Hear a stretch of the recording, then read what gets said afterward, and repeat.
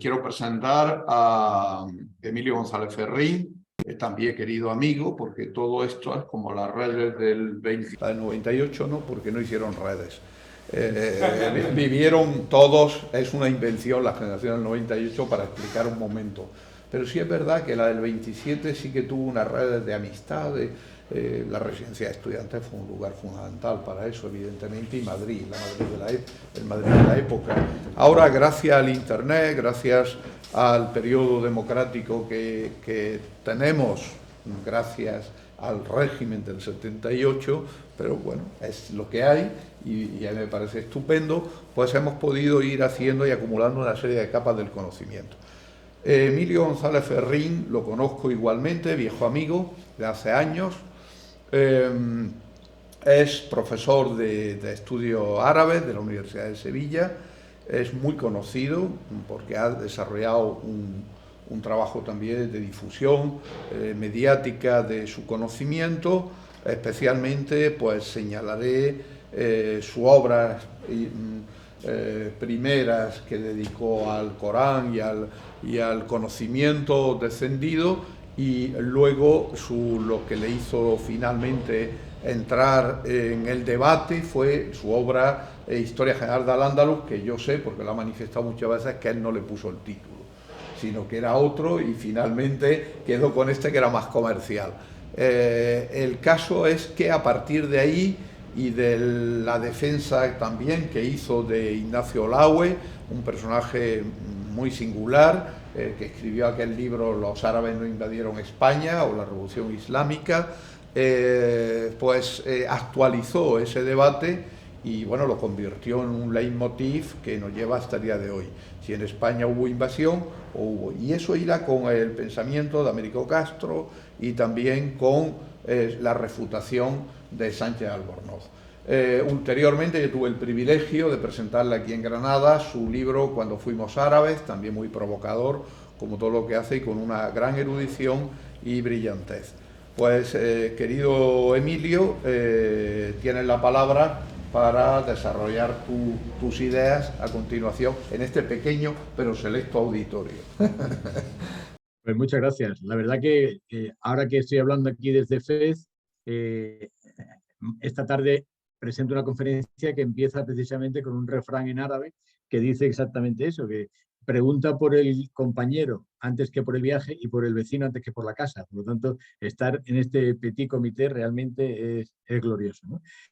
Bueno, yo quería dar las gracias a Pablo y también a José Antonio.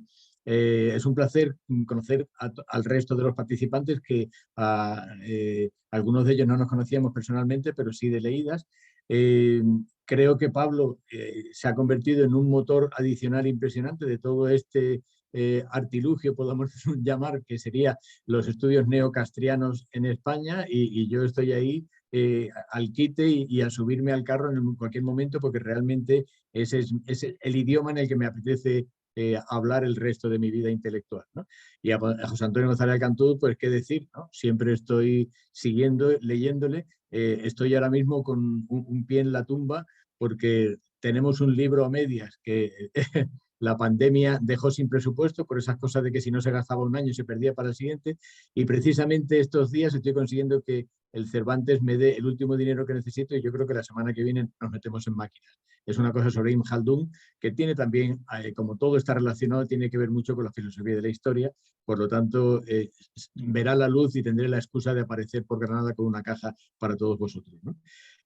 A mí me interesa mucho empezar por el castrismo, porque yo lo descubrí de la mano también en Granada, de la mano de Paco Márquez Villanueva. Lo conocí en Granada precisamente en el coloquio al que hacía alusión ayer Jerónimo Páez sobre los moriscos. Después lo acompañé a Estados Unidos y después lo visité varias veces. Tuve mucha amistad con él y con Teresa, su mujer. Ayer la llamé para contar, pero a la familia, pero ya no lo pude localizar. Me interesa mucho destacar algo que ocurrió en un momento determinado, y es que le hicimos un homenaje a Paco Márquez Villanueva que se llamaba Alfonso X y su tiempo, precisamente como homenaje a su libro El concepto cultural alfonsí. Ese libro le gustó mucho a Juan Goytisolo y me permitió iniciar una amistad con Juan Goytisolo, que me estaba metiendo sin querer en un entorno de marginalidad que no creaba un nosotros en concreto, pero sí unos márgenes de cuál sería el núcleo duro de ese nosotros que siempre ha funcionado en España. Juan Goytisolo hablaba de ellos y ese ellos decía el nacionalcatolicismo, que lo había expulsado a él intelectualmente. Él también era un hombre que estaba obsesionado con la crítica, igual que Américo Castro. Cada vez que yo iba a ver en Fez, en Marrakech o en Tánger a Juan Goytisolo, me recibía con 4 o 5 ediciones diferentes del País, diciendo: ¿has visto lo que han dicho sobre mí? ¿Has visto lo que han dicho sobre mí? Y yo he aprendido tanto de la escuela de Castro como de Juan Goytisolo que jamás leo una reseña y jamás contesto a una crítica. Por lo tanto, eso confío en que me quite los problemas que tengo de estómago para el resto de mi vida también, porque no se puede estar permanentemente dando raquetazos, porque nos desvía de lo que queremos hacer en ese momento, ¿no? Bien, lo que yo quería hacer en aquel momento con Paco Márquez Villanueva, en aquel momento yo era miembro del jurado de las letras del Príncipe de Asturias, durante 10 años lo fui, y en el año 10º propuse a Paco Márquez Villanueva como premio de Ciencias Sociales. Tuve un apoyo incondicional, hablé con Andrés Toll, hablé contigo, José Antonio, hablé con incluso el que entonces era embajador de España ante la ONU, Yáñez Barnuevo, José Antonio Yáñez, me dio una carta de presentación, lo presenté todo formalmente, y cuando llegó la candidatura, porque yo la podía presentar como miembro de un jurado, llegó la candidatura al Principado, llegó a los premios entonces Príncipe de Asturias, hoy Princesa de Asturias. Primero, se desestimó por el libro que tenía este señor sobre Santiago, y segundo, fue el último año que participé como jurado de los Príncipes de Asturias, con lo cual hay una periferización de todo lo que tenga que ver con lo castriano, que me enorgullece decir que en los márgenes de soledad en los que uno está, pues le hace parecer que forma parte de algo gracias a que otros compartieron esos márgenes, ¿no? Precisamente la presión que se ejerció en aquel momento la llevó en persona el que era entonces presidente del tribunal, Darío Villanueva, que ha sido citado hace muy poco ahora mismo por González Alcantú, y también por un personaje que en España se le hace muchísimo caso y que para mí fue una especie de peste intelectual, que fue Gustavo Bueno. Perdonadme los que seáis aquí buenistas, pero ese materialismo histórico apisonadora de un nacionalcatolicismo ateo, porque él decía que para ser español hay que ser católico y ateo, esa forma de entender la alteridad del sur. No sé si conocéis el famoso vídeo que está dando vueltas de Gustavo Bueno, hablando de que vino a Granada y a Sevilla a ver a su hija, y vio esa cosa que llaman arte musulmán y dijo: ¿pero eso qué es? ¿Darle bocados a escayolas? Eso, como él define el arte islámico. Ese gracejo del desprecio a toda posible alteridad es lo que a mí me hizo convencerme de que había que leer a Castro para comprender abiertamente quiénes somos o quiénes podemos ser, ¿no? Pero yo voy a ser crítico, aquí lo estamos haciendo todos nosotros, voy a ser crítico con Castro. Y en primer lugar, me ha encantado lo que ha dicho antes Eloy sobre Sebastián Faber. Yo lo traté bastante, lo invité a unos coloquios sobre literatura y exilio, y él me hablaba de el usted de Don Américo y el usted de Paco Márquez Villanueva. Paco Márquez Villanueva me decía que por qué yo no lo trataba de usted. Que cuando ya tuvimos una cierta amistad, me decía: oye, una cosa, ¿por qué me hablas de tú? Y me dejó cortado porque, claro, habíamos comido varias veces, y esa cosa de ¿cómo me hablas de tú si no hemos comido nunca juntos? Pues ya habíamos comido juntos, yo entendía que podía tutearlo, ¿no? Entonces, entre los dos esbozamos una teoría, y yo estoy convencido de ello, que el usted evidentemente se inventó en Madrid para hablar con los cocheros. Los nobles no se hablan de usted, los reyes no se hablan de usted, sino que hablan de usted al taxista para decirle: usted me lleva, y es una forma de rebajarlo, ¿no? Entonces, el usted, igual que el don en la ciudad de la que yo vengo, en Sevilla, cuando nos cruzamos por la calle Don Emilio y Don Paco, nos damos muchos abrazos y decimos don, y eso significa que somos cristianos viejos. Y ese sentimiento de hidalguía compleja que tenemos todos en la cabeza es la que a nosotros nos hace donear y ustedear en nuestra vida pública, porque en realidad somos muy poco republicanos. Porque esa idea de que somos todos iguales y que todos tenemos que tener un acceso común a las necesarias élites intelectuales, pues no nos gusta y queremos heredarla, y se hereda con el don y se trata con el usted. Y eso me llevaba a hablar con Paco Márquez Villanueva precisamente de determinadas cosas que yo quería criticar en Américo Castro, y que me sentía un poco como traidor, Y él me decía que ser castriano es precisamente matizar a Castro, ¿no? Y que él lo había hecho abiertamente y que evidentemente se podía hacer. Yo quiero criticarlo en 4 puntos concretos y luego haré un desarrollo ulterior, ¿no?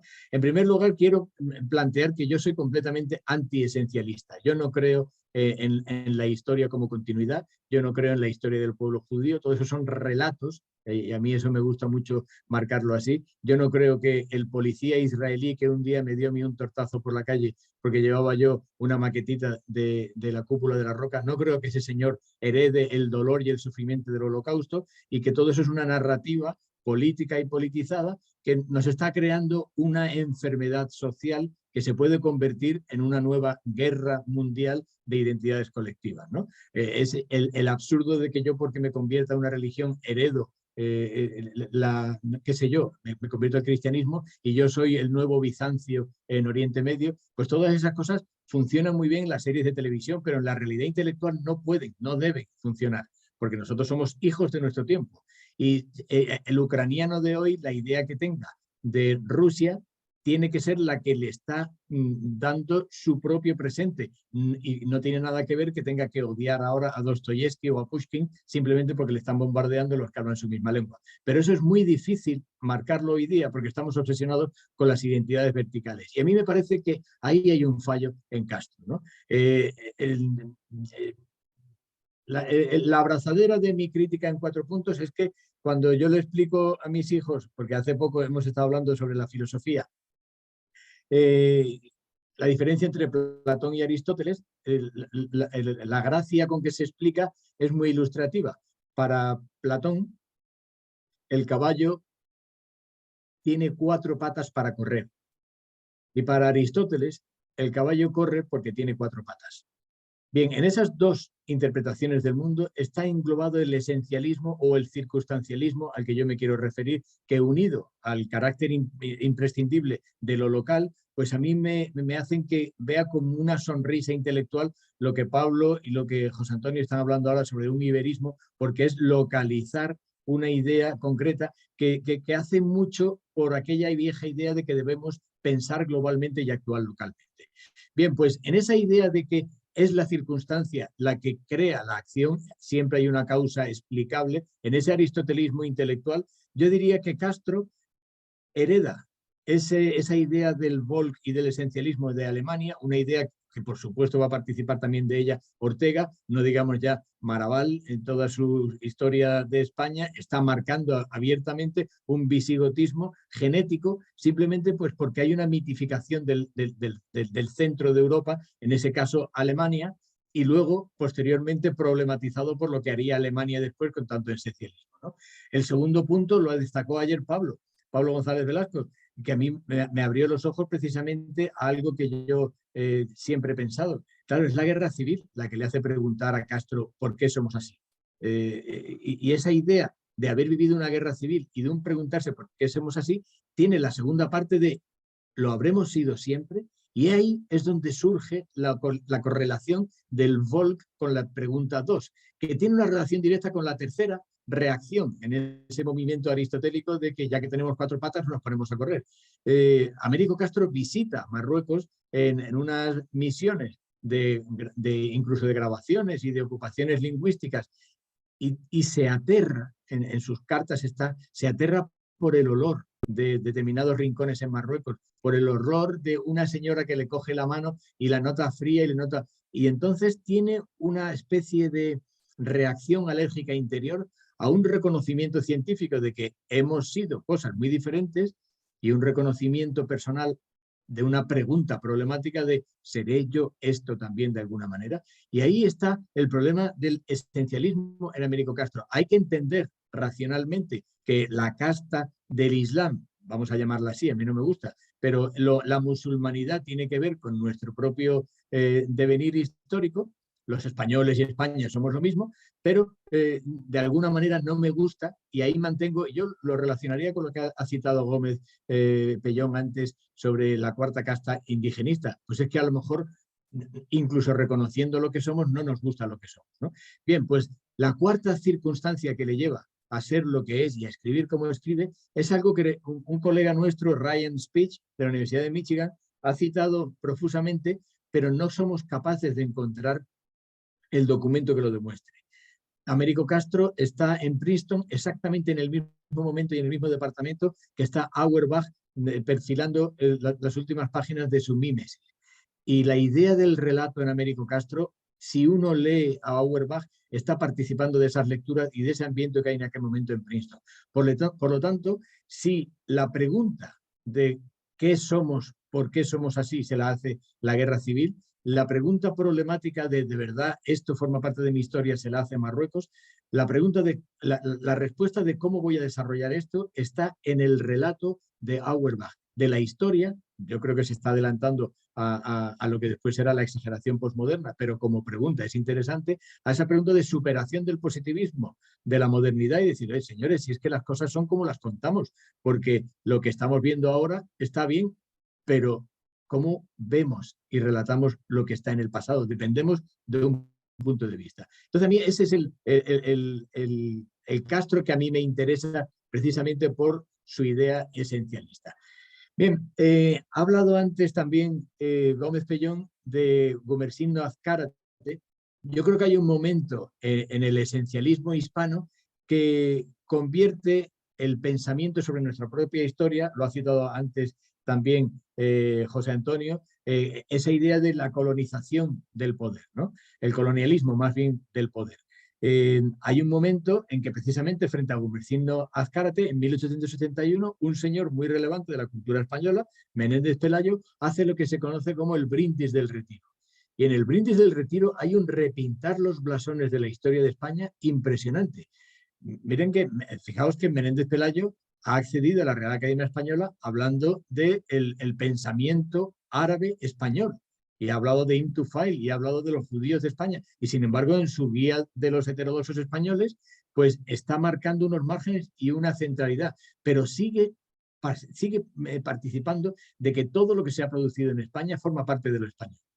De hecho, yo me he atrevido cuando fuimos árabes a añadir un punto más allá. Cuando él dice todas las lenguas de España son españolas, se refiere al portugués, al catalán, a la euskera indirectamente, se refiere al latín. Yo digo, pero ¿y por qué se queda ahí?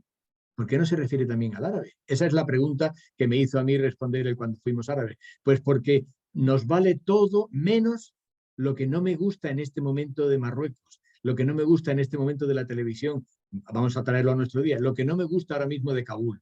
Porque yo entiendo que Averroes, en esa locura de Gustavo Bueno y de todo el materialismo histórico ese de la islamofobia savant a la que se ha referido González Alcantún muchas veces, entiendo que Averroes tiene más que ver con Osama Bin Laden que con Maimónides. Y esa es la gran locura de la fauna española. Pensar que hubo 3 culturas dedicadas a las 3 religiones. Y es mentira, porque las 3 religiones participaban de una sola cultura. Esa cultura es cultura islámica, en su formación artística e intelectual que viene desde Oriente, en nuestro caso en árabe, pero en otras partes en turco, en farsi, en urdu. Pero es islámica en toda su formación, porque dar al Islam es una cultura. Sin embargo, sí hay 3 culturas en la península ibérica y ahí avanza hacia el iberismo de Pablo y comulgando plenamente con él. Las 3 culturas de la península ibérica son el Mediterráneo, Europa y Latinoamérica.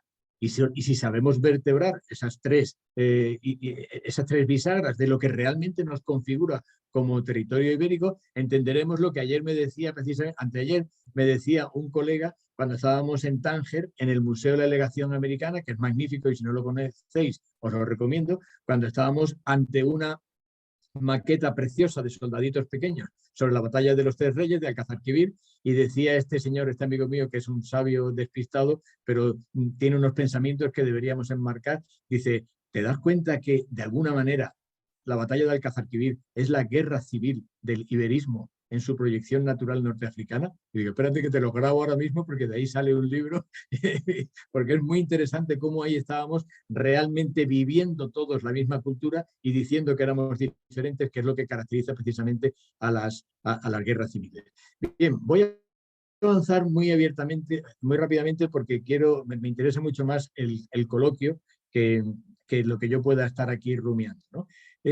Paco Márquez Villanueva destaca evidentemente en Américo Castro lo que yo entiendo que es el valor principal, al margen de la crítica al esencialismo. Por cierto, Américo Castro jamás me habría comprendido a mí y jamás le habría gustado mi interpretación histórica, porque en las cartas que le dedica a Juan Goytisolo, yo tengo 2 cartas sobre las que he hecho una reseña, las que intercambia con Goytisolo y las que intercambia después con, por Dios, ¿cómo se llama? José Jiménez Lozano, ¿no? En esas cartas, Américo Castro peca de lo que él mismo critica y se pone a hablar de Olagüe sin haberlo leído. Inaugura, digamos, una costumbre muy española de quién tiene que leerse un libro cuando puede leerse una reseña que ya lo ha puesto a parir, ¿no? Hoy día se eleva eso a la sintetización de la reseña en el Twitter, ¿no? ¿Quién se lee un libro cuando ya te has leído un Twitter que te lo describe, ¿no? Bien, pues sin comprender exactamente lo que está queriendo decir Olagüe, y Olagüe está hablando de movimientos sociales, está hablando de herejías del cristianismo, está hablando de 1000 cosas que son realmente interesantes, novedosas y revolucionarias, pues Américo Castro no lo entiende, porque él tiene una idea concreta y de esa idea concreta no se va a salir. Sin embargo, según la terminología que tanto le gustaba a Paco Márquez Villanueva, relacionada con el mundo de la costura, sin embargo, en esa idea del hilo oriental, el hilo oriental es lo que realmente nos trae a colación Américo Castro. Ha conseguido ponerle el micrófono a una voz callada de nuestra historia y ese es el hilo oriental.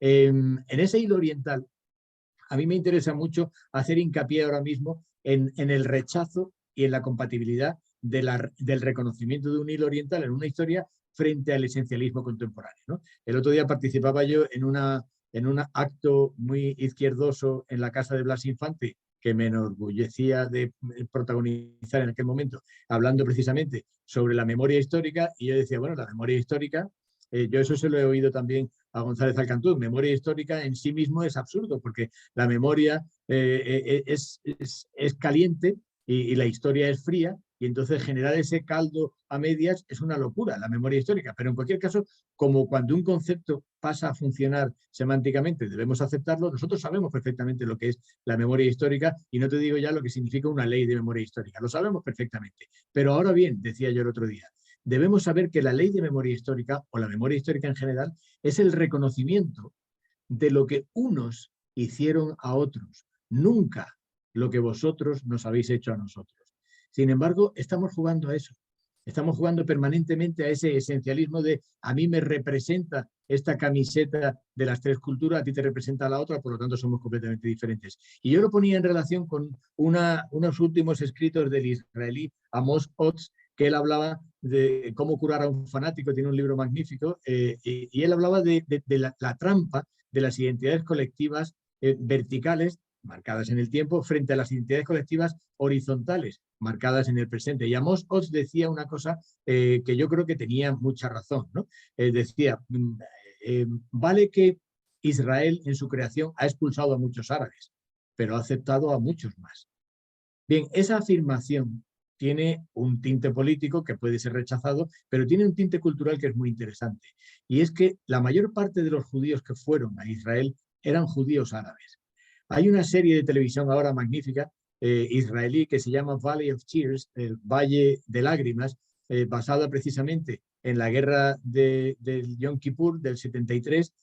Es una serie de israelí, hay que verla en su lengua original, que es el hebreo, pero uno se sorprende de pronto cuando están hablando en hebreo, cuando se están dando las órdenes desde Tel Aviv, pero se habla en árabe en los tanques del Sinaí. Los judíos que están llevando los tanques y los que son la primera línea de defensa contra los países árabes son también árabes, porque ellos son judíos que vienen de países árabes. Y cuando se reúnen por las noches se hacen un tajín o se hacen un meshwi y están hablando de lo que podía haber sido y no va a ser nunca por ese rollo del esencialismo. Es decir, Israel podía haber sido perfectamente un país árabe, judío. Pero claro, si nosotros ahora entendemos que lo árabe equivale exclusivamente a lo musulmán, nos vamos a ir perdiendo y nos perdemos esa serie de televisión, como nos perderíamos otra que para mí es muy interesante y que también recomiendo de otras latitudes, que es la serie Beforeigners. Beforeigners, que es un palabra creado entre before, antes, y foreigners, que son extranjeros, es una serie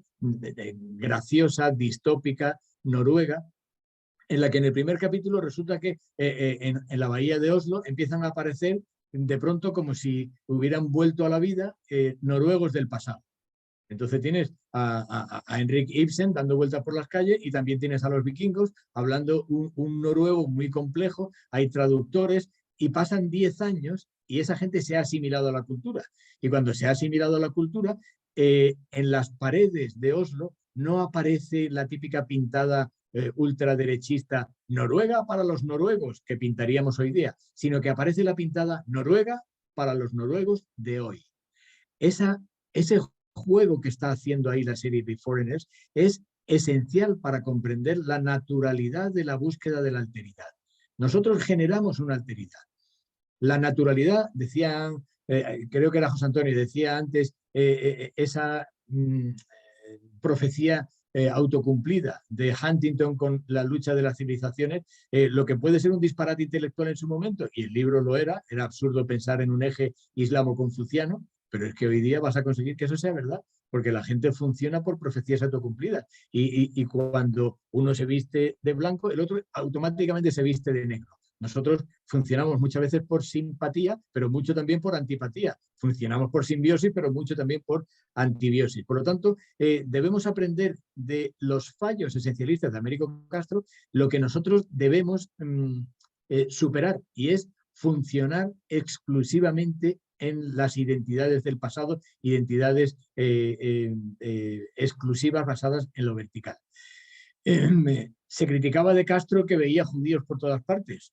Ahora Enrique Soria en Córdoba está sufriendo que todo el mundo le critica que está viendo moriscos por todas partes. Bien, pues porque si estamos pasando exclusivamente el tamiz de lo multiculti, que ayer criticaba José Antonio González Alcantó y que yo me sumo a esa crítica, esa idea de pensar que la gente iba vestida de formas diferentes en Al-Ándalus, rezando diferente, jugando diferente, pues eso no se casa, o sea, no casa con la realidad de que tenemos textos judíos en árabe, textos de polémicas islamo-cristianas en árabe, es decir, la cultura era única y la posibilidad de enfrentarse intelectualmente al judío o al musulmán también era un rasgo de convivencia. Es decir, ahora Montferrer Sala, catedrático de árabe de Córdoba, ha editado un libro magnífico que se llama Tazliz al-Wahdaniyya, es decir, la demostración trinitaria de la unidad de Dios. Y es una cuadratura del círculo que hace un cristiano andalusí diciendo que el Dios musulmán es trinitario. Y le contesta a un musulmán y hay un debate intelectual muy agrio, pero debate intelectual. Donde no hubo debate intelectual era en la Alemania de 1933 entre alguien de las SS y el rabino de Berlín a ver quién tiene razón. Ahí no había convivencia. Ahí lo que hay es precisamente una ruptura de la convivencia. La convivencia, un término completamente neutro, aplicable al matrimonio o al consejo de departamento o administración de las empresas. Estamos aquí porque hemos decidido que es mejor estar aquí que no cada uno por su lado, y cuando se rompe la convivencia, ahí viene el divorcio, por ejemplo, en el caso del matrimonio, pues evidentemente eso no significa ir echándose flores por la calle. Lo que significa es que estábamos en el mismo sitio o estaban en el mismo sitio gente que era diferente. Yo voy a terminar aquí aludiendo a una cosa que dijisteis ayer y que me encantó, ¿no?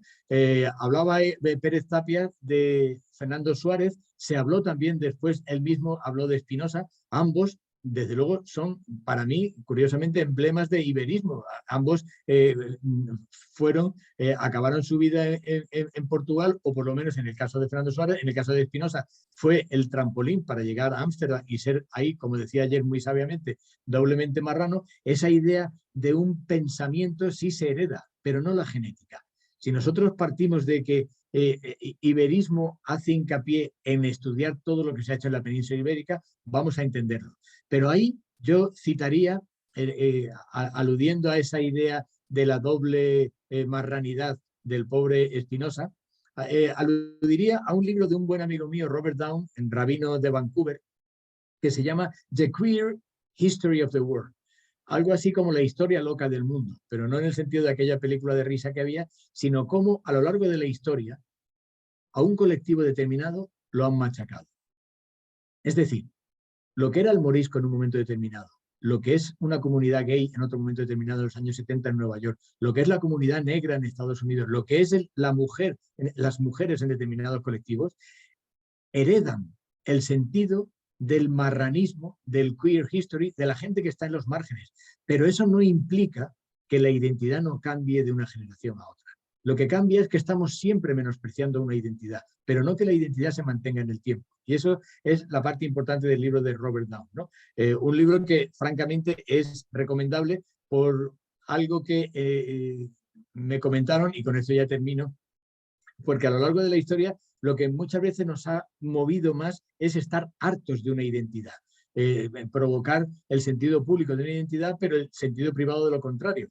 Precisamente en una de las últimas intervenciones, cuando todavía no había salido del armario castriano, en Oviedo, en una de las últimas intervenciones, alguien sindicalista nos había invitado a comer y hablaba de un caso que estaba haciendo una tesis doctoral sobre él, de un indiano que había ido a América, y en América la Inquisición le había iniciado un proceso porque la había liado, y era divertidísimo leer lo que había pasado, porque este señor se había emborrachado, había intentado violar a una pobre india que había dado vueltas por ahí, en fin, la había liado y se había puesto a ofender al rey. Y entonces, cuando todavía bajo los efectos del alcohol, el comisionado de turno le toma declaración y le pregunta, pero oiga usted, ¿a qué ha venido usted a América? Y él dice, de un modo completamente ilustrativo, dice, yo he venido a ofender al rey y a ensuciar la raza. Bueno, pues esas dos cosas a mí me parece que son el espíritu de nuestro tiempo, y todo lo demás es simplemente propaganda. Muchísimas gracias.